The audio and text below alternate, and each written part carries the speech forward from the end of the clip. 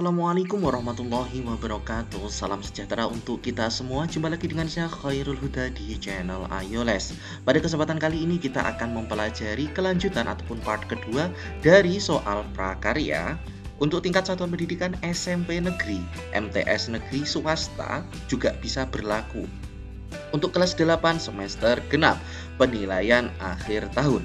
Bagi adik-adik yang belum menyaksikan video part pertama, silahkan langsung masuk ke channel kakak dan dilihat, dan bisa juga dipelajari untuk pembahasan soal nomor 1 sampai soal nomor 20. Bagi adik-adik yang menginginkan pembahasan dari materi lain ataupun ingin request soal, tanya jawab pembahasan, silahkan langsung tuliskan di kolom komentar. Dan bagi adik-adik yang belum melakukan like, komen, dan subscribe, silahkan bisa dilakukan terlebih dahulu. Serta apabila adik-adik merasa video ini sangat bermanfaat, bisa di-share ke teman-temannya, supaya lebih banyak lagi teman yang mengetahui tentang video ini, supaya lebih bermanfaat ke depannya. Baiklah adik-adik, mari kita langsung masuk ke pembahasan. Dimulai dari soal nomor 21. Soal nomor 21. Suatu kegiatan mengubah bahan mentah menjadi bahan makanan siap dikonsumsi atau menjadi bahan setengah jadi dengan tujuan untuk meningkatkan kualitas, dan memperpanjang masa simpan bahan pangan merupakan pengertian dari BPPT. A. Pengolahan bahan pangan. B. Pengolahan buah-buahan. C. Pengolahan bahan makanan setengah jadi, ataupun D. Pengolahan bahan minuman. Oke, jawaban paling tepat untuk soal nomor 21 yaitu yang A, pengolahan bahan pangan. Kita lanjut ke soal nomor 22. Jenis tumbuhan golongan tanaman padian atau rumput-rumputan Gramineae yang dibudidayakan untuk menghasilkan bulir-bulir berisi biji-bijian sebagai sumber karbohidrat atau pati merupakan jenis tumbuhan A. Umbi, B. Bayam, C. Kedelai, ataupun D. Serelia. Ya, ini jelas banget jenis golongan tanaman padi-padian atau rumput-rumputan Gramineae itu adalah salah satunya Serelia. Oke, kita lanjut ke soal nomor 23. Oh ya, mohon maaf.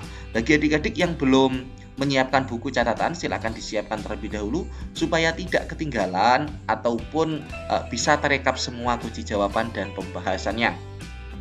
Kita lanjut ke soal nomor 23. Ada 6 macam zat gizi yang diperlukan manusia untuk memenuhi kebutuhan tubuh supaya dapat tumbuh dengan baik dan sehat, yaitu A. Karbohidrat, protein, lemak, vitamin, susu, dan air.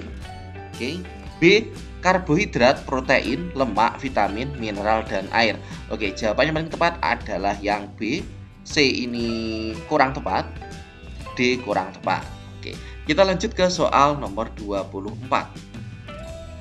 Ibu Nenden memasak bahan makanan dengan saus atau bahan cair lainnya yang dididihkan dahulu, baru api dikecilkan di bawah titik didih dan direbus lama, di mana di permukaannya muncul gelembung-gelembung kecil. Teknik memasak yang dilakukan Ibu Nenden merupakan teknik A. Boiling, B.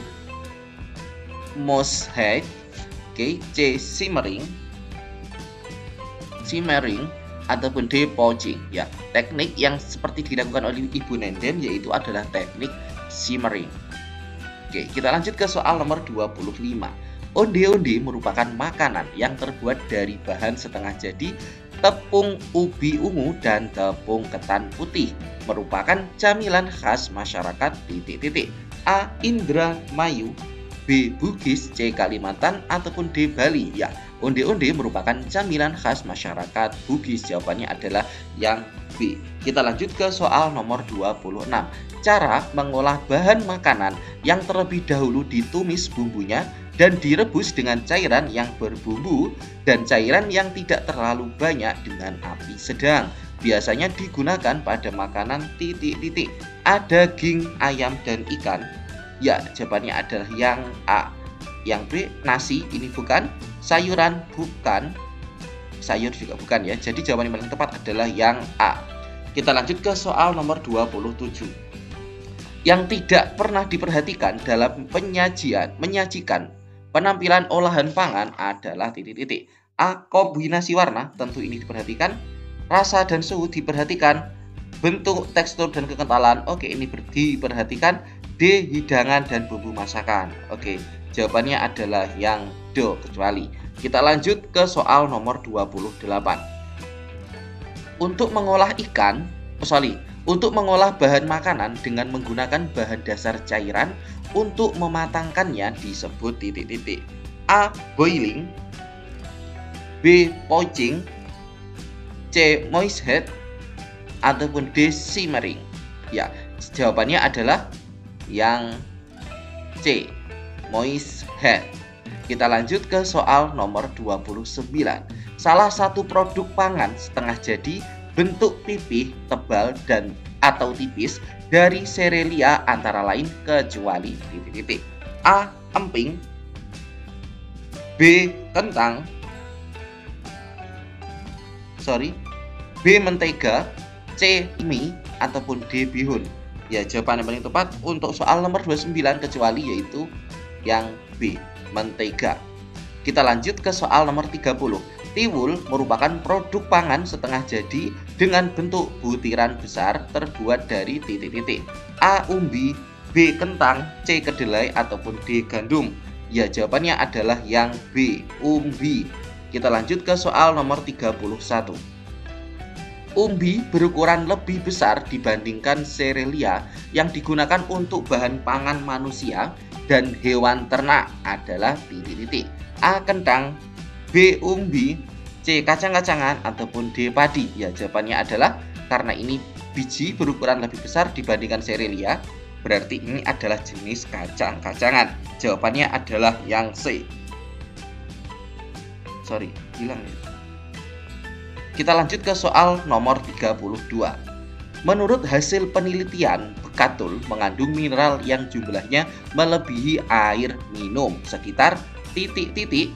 A. 5%, B. 10%, C. 15%, ataupun D. 20%. Ya, jawabannya adalah yang D. 20%. Kita lanjut ke soal nomor 23. Teknik pengolahan pengawetan makanan terdiri atas 3 metode, yaitu titik-titik. A. Pengawetan biologis, pengawetan fisik, dan pengawetan alam. Kurang tepat. B. Pengawetan fisik, oke. Pengawetan biologis, iya. Dan pengawetan kimiawi. Oke, jawabannya adalah yang B. Yang C ini bukan. Yang D ini juga bukan. Kita lanjut ke soal nomor 34. Ibu Wiwi terbiasa membuat susu kedelai sendiri untuk keluarganya setiap hari. Maka Ibu Wiwi memiliki banyak ampas kedelai. Ampas kedelai jika dibuang amatlah sayang karena memiliki kandungan gizi yang baik bagi kesehatan tubuh. Agar ampas kedelai bisa bermanfaat, maka Ibu Wiwi bisa mengolah ampas kedelai itu menjadi titik-titik. A. Tempe gembus. B. Bubur kacang, tentunya bukan. C. Tahu goreng, bukan. D. Biskuit, bukan. Ya, jawabannya adalah yang A. Tempe gembus itu adalah tempe yang terbuat dari ampas kedelai. Kita lanjut ke soal nomor 35. Produk yang dihasilkan selain produk utama merupakan pengertian dari titik-titik. A. Produk hasil samping. Ya, jawabannya adalah yang A. B. Ini bukan. C. Ini bukan. D. Ini bukan. Oke. Kita lanjut ke soal nomor 36. Teknik pengolahan yang sering diterapkan pada pengolahan hasil samping serelia, kacang-kacangan, dan umbi menjadi produk pangan menggunakan teknik pengolahan pangan dasar dan teknik titik-titik. A. Pemanasan pangan pengawetan. Kurang tepat. B. Pemanasan pangan pembuatan pangan pengawetan. Bukan. C. Pengolahan pangan pengawetan. Ya, jawabannya adalah yang C. Kita lanjut ke soal nomor 37. Gelandir merupakan hasil samping dari tanaman titik-titik. A. Kacang kedelai. Bukan. B. Serelia. Bukan.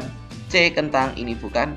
D. Ubi jalar. Ya, jawabannya adalah yang D. Gelandir itu merupakan hasil samping dari tanaman ubi jalar. Kita lanjut ke soal nomor 38.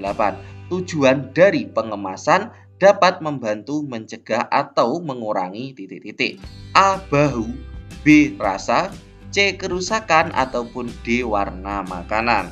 Ya, jawaban yang paling tepat untuk soal nomor 38 yaitu ya C, yaitu untuk mengurangi atau mencegah kerusakan. Kita lanjut ke soal nomor 39. Proses pengawetan makanan yang dilakukan dengan peragian atau fermentasi dan enzim merupakan proses pengawetan titik-titik. A. Secara kimiawi, bukan. B. Secara biologis, ya, yaitu pengawetan secara biologis yang mana adanya proses fermentasi dan enzim. Lanjut ke soal nomor 40. Proses pengawetan dengan suhu rendah terdiri dari dua macam, pendinginan dan pembukuan, yaitu dengan suhu antara titik-titik. A. minus 15 derajat sampai plus 10. Tidak, ini kurang dingin ya. B. minus 30 sampai 10. Ini terlalu dingin. C. minus 20 sampai plus 20, bukan, terlalu panas di sini. D. minus 20 sampai 10. Ya, jawabannya adalah yang D. Baiklah adik-adik, terima kasih telah menyimak materi dari video pembahasan kali ini. Apabila ada kurang lebihnya, kakak mohon maaf yang sebesar-besarnya. Kemudian ini merupakan soal uraiannya, silahkan di screenshot, ditulis, ataupun dicari jawabannya secara mandiri. Bagi adik-adik yang menginginkan pembahasan untuk soal uraian, silahkan bisa tulis di kolom komentar. Dan jangan lupa untuk subscribe terlebih dahulu supaya tidak ketinggalan ketika kakak sudah upload video tentang pembahasan uraian. Baiklah, apabila ada kurang lebihnya, mohon maaf yang sebesar-besarnya. Semoga ujiannya mendapatkan nilai yang maksimal. Amin. Kakak akhiri akhirul kalam. Wassalamualaikum warahmatullahi wabarakatuh.